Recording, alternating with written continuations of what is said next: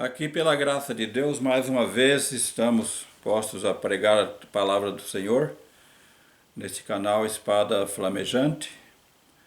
Esperamos que todos que vão ver esse vídeo poderão ser tocados pelo poder de Deus, não pela minha sabedoria, nem pelas minhas palavras, mas pela palavra de Deus que vamos aqui pregar.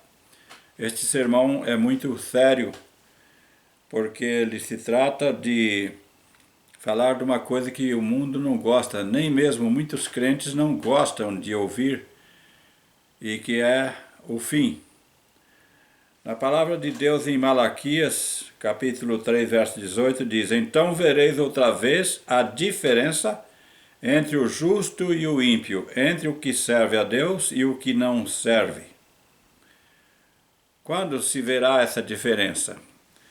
Uma vez já houve essa diferença lá no passado distante, quando Deus, o Criador dos céus e da terra, mandou sobre este mundo o dilúvio, que foi mundial, não foi parcial, como alguns defendem e advogam a ideia de que foi em alguma região e ficou alguma região sem dilúvio. Não. Onde havia seres humanos, o dilúvio cobriu. Está provado isso pela arqueologia, pela geologia, que se encontra amostra de mar em desertos, em florestas onde nunca houve mar, e o mar cobriu tudo. Deus mostrou a diferença entre o que serve a Deus e o que não serve. O que serve a Deus entrou na arca. O que não serve a Deus ficou do lado de fora e não pôde de maneira nenhuma ter o mesmo privilégio, não pôde ter salvação. Morreram todos afogados.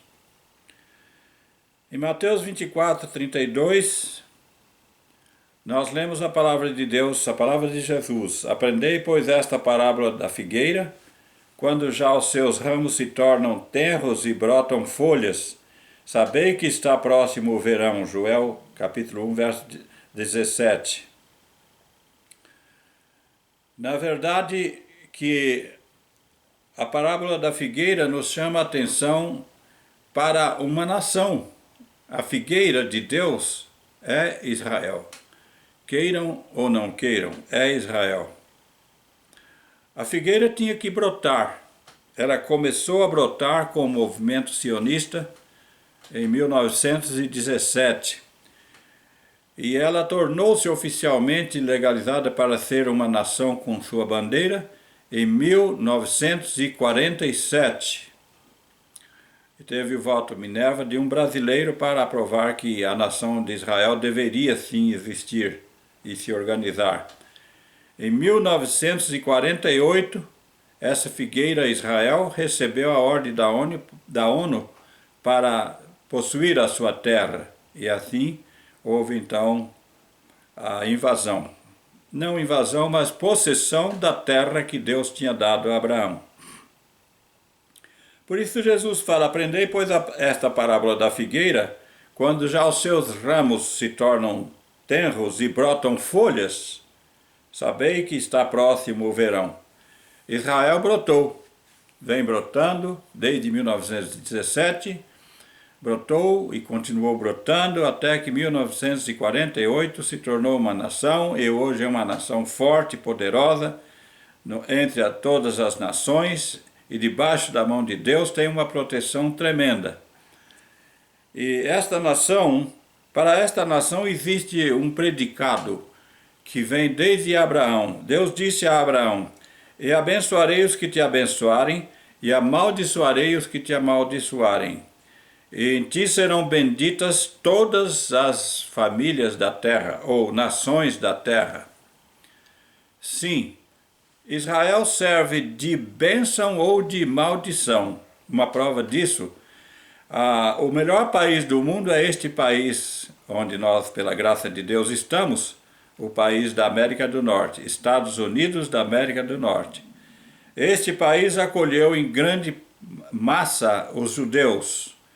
Quando houve perseguições, Estados Unidos estiveram sempre de braços abertos para receber os judeus.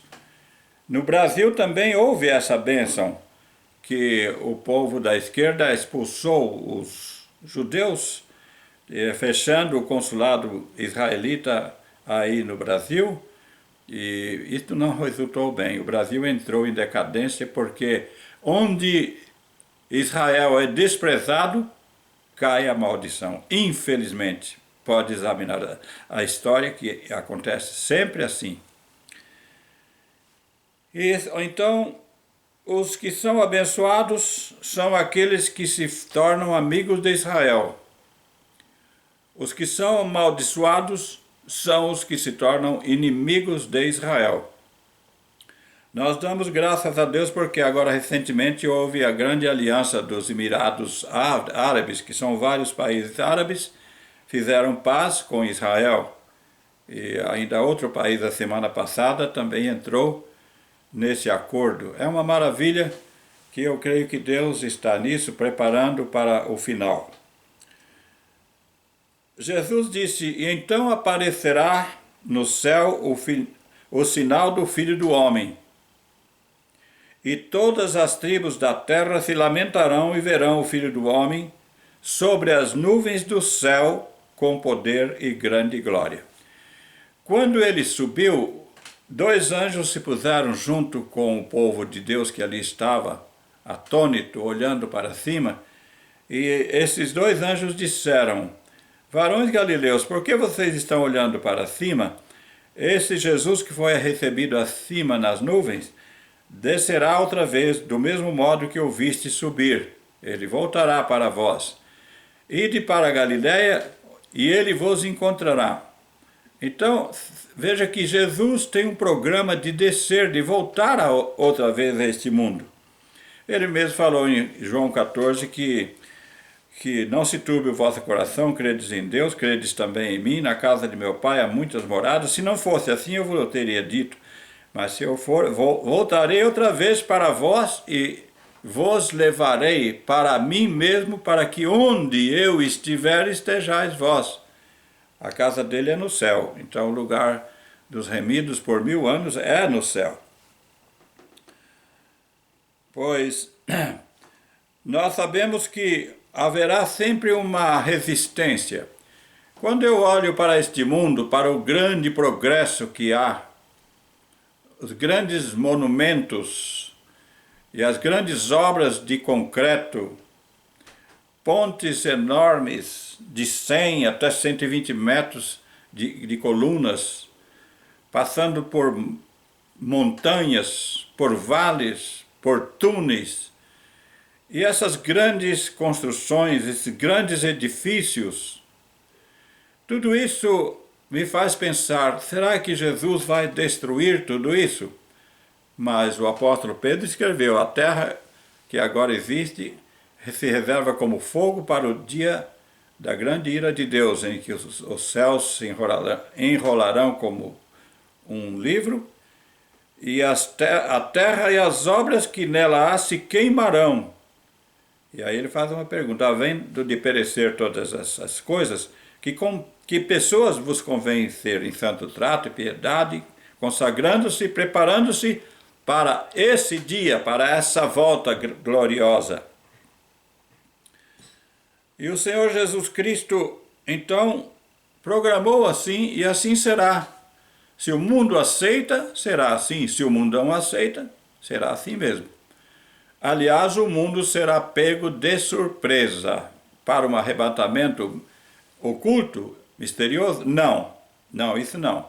Isso é uma invenção antibíblica, porque a Bíblia afirma que ele virá outra vez e vai pegar este mundo descuidado, mas ele virá publicamente, visivelmente, como está escrito, ele virá com as nuvens, virá com os anjos.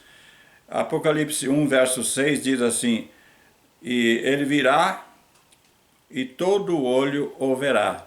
Todo olho o verá, até mesmo os que o traspassaram.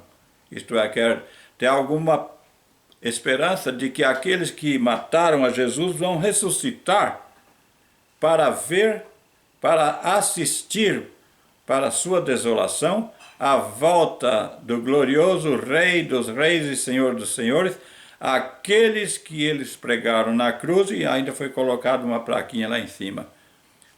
Jesus Nazareno, Rei dos Judeus, e foi posto em 3 idiomas. O homem será decepcionado ao ver que aquele Jesus, aquele que aqui na terra não tinha nem um jumento para montar no jumento ele precisou tomar emprestado um. Não tinha casa para morar, no final ele disse, as raposas têm seus covis, as aves dos céus têm seus ninhos, mas o Filho do Homem não tem onde reclinar a sua cabeça.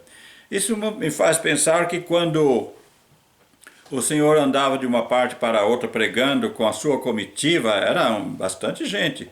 Só apóstolos eram 12, tinha mais algumas mulheres que acompanhavam. Não era proibido de alguns crentes acompanharem também. Então chegava numa casa para pousar, como que poderia ter pouso para tudo? Eles dormiam, se estendiam no chão, em qualquer lugar. Assim era a vida de Jesus, sem nenhum luxo, sem nenhum conforto. Mas ele é ele é o grande Senhor dos céus e da terra, que juntamente com o Pai, ele foi criador dos céus e da terra e se fez nesta vida tão pobre, tão humilde, mas ele virá em glória. Ele tem uma faixa de ouro assim no peito, ele virá em glória. O mundo aceita ou não aceita, ele vai voltar e vai voltar logo.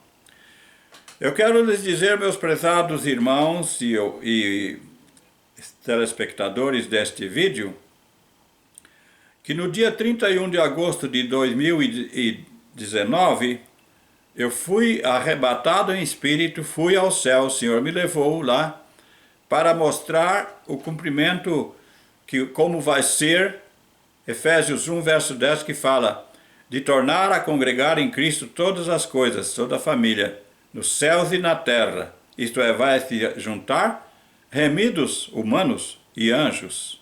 Esse encontro será no céu.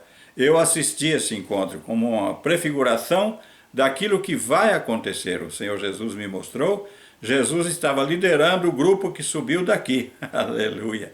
Era muito grande. Grupo não, era uma multidão, enorme multidão. E depois foi se encontrando as duas multidões, as daqui da terra, encontrando-se com a multidão dos anjos, que também estavam organizados em uma distância e foram aproximando-se para encontrar. E o Senhor Jesus Cristo estava sentado num trono.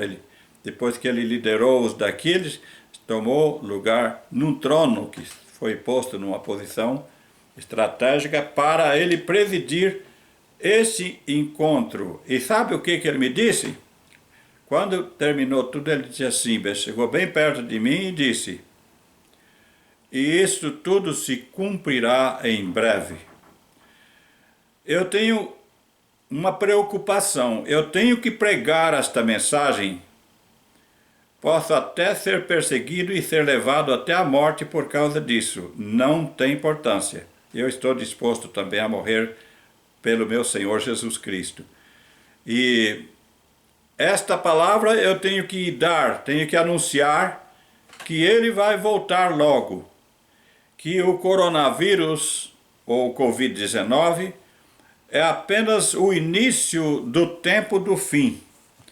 É o primeiro sinal do final do tempo do fim.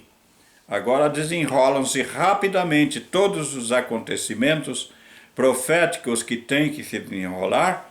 Tudo que tem que acontecer, que está escrito na palavra de Deus como profecia, na Bíblia, vão se cumprir. Até mesmo o desenvolvimento do poder de Satanás, que sabendo que está na última hora, ele lutará diversas formas para arrebatar o maior número de perdidos para ir para a prisão, para o inferno com ele. Mas estes sinais para aqueles que creem em Deus, aqueles que amam a Jesus, é um toque de alerta. Israel está florescido, Israel está organizado, é o relógio profético de Deus. Israel está organizado, Israel existe, Israel é uma nação tão forte, protegida por Deus, que em todas as guerras que travou com os seus inimigos, aliás, que os seus inimigos o atacaram, eles foram vitoriosos de uma maneira miraculosa. Aleluia! Como na Guerra dos 6 Dias, lá em 1948, tomaram posse quase de toda Jerusalém, depois tiveram que devolver grande parte para a Jordânia. Em 1967, a Guerra dos 6 Dias, também Deus esteve dirigindo, eles seriam massacrados e não foram porque Deus o assistiu. E em 92, se não me engano, no dia do Yom Kippur, foram atacados outra vez, de surpresa, pelo norte e pelo sul, para fazer desaparecer Israel. Era o dia do jejum, Yom Kippur. Todos os militares correram, tomaram suas posições. As forças armadas, num relâmpago, tomaram posições, voaram para o ar, foram bombardearam, acabaram com o aeroporto do Egito, voltaram no mesmo voo e bombardearam o aeroporto da Síria e do Líbano e neutralizaram toda a força aérea que os estava bombardeando. Só podia ser pela mão de Deus. Só podia ser pela proteção daquele Deus de Abraão, que é o pai desta nação e é o pai de todos os crentes que creem em Jesus Cristo, que ele é o seguidor, ou seja, o continuador de Abraão. Ele falou: Abraão viu o meu dia e alegrou-se. Este dia está para acontecer em breve. Vai acontecer logo. Preparemo-nos, despertemo-nos e estejamos consagrando a nossa vida, deixando todo o pecado, deixando